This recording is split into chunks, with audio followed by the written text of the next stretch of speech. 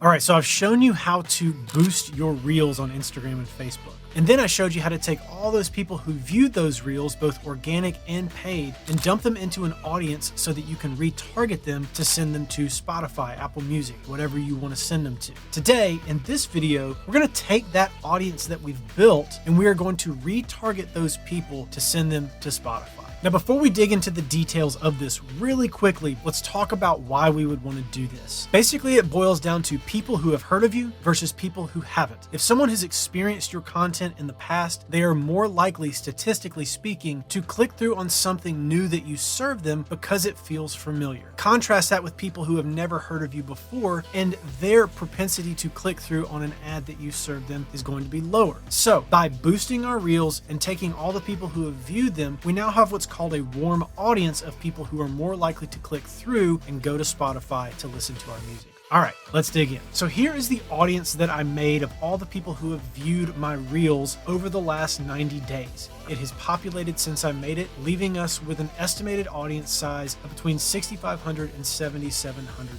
people. So now that we have our audience made and it's populated with people, I want to come back over here to the ads manager and I'm going to add a new ad set inside of my existing Spotify growth campaign to send these people to Spotify, Apple Music, Deezer, whatever else. So if I go to my growth campaign here, I'm going to click through to the ad set level. I'm going to take my existing ad set and I'm going to duplicate it. I'm going to select original campaign and go to duplicate. Now I'm going to adjust the name of this so I know what's in it. I'll call it Dark Light Retarget 18 to 34. 18 to 34 is the age range that I'm targeting inside of this. I want the conversion to happen on my website. I'm going to use my pixel, view content. I'm going to set this to go live at midnight tonight. And then before I go down to locations and everything else, I'm going to go to show more options and I'm going to set a spend limit. I'm going to select the box here. I want a daily minimum of just $1 a day. Basically, I want to ensure this ad set gets any of the budget at all. Because the audience is going to be a lot smaller than what I'm targeting in my other ad set, this probably won't get any of the budget unless I guarantee it. So now we'll come down to locations. And then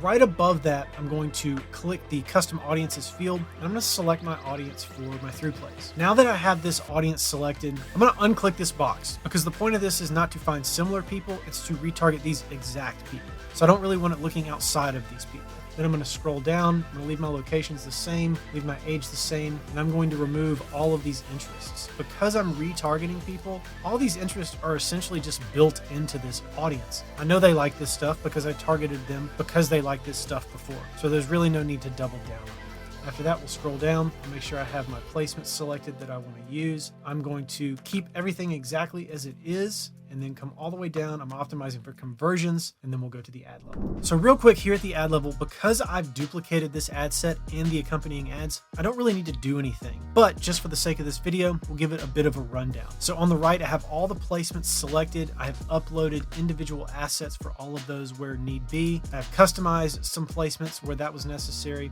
Came down here, added some primary text. Call to action is listen now. I'm using the exact same landing page that I'm using in my cold targeting ad set. And that's the case for all three of these ads. They go to the correct landing page for every song. So now that everything is built out, I'm going to go back to the ad set level and I'm going to select publish. So now this ad set is going to run alongside of my cold targeting ad set that I'm using to send traffic to Spotify currently, except this one's going to be a little bit more narrow, well, really a lot more narrow, and it's going to retarget people who have viewed my Reels videos in the past. So hopefully when I come back and look at this data in a few weeks, the click-through rate will be much higher for this ad set. Now the cost per result will also probably be much higher, but that's okay as long as the click-through rate is higher as well. So if you've taken the time to boost your Reels, or you're just posting Reels organically and getting a decent number of views on them, and you've taken all of those people and dumped them into an audience, this is that next third step to take all of those people and retarget them to get them to listen to your music on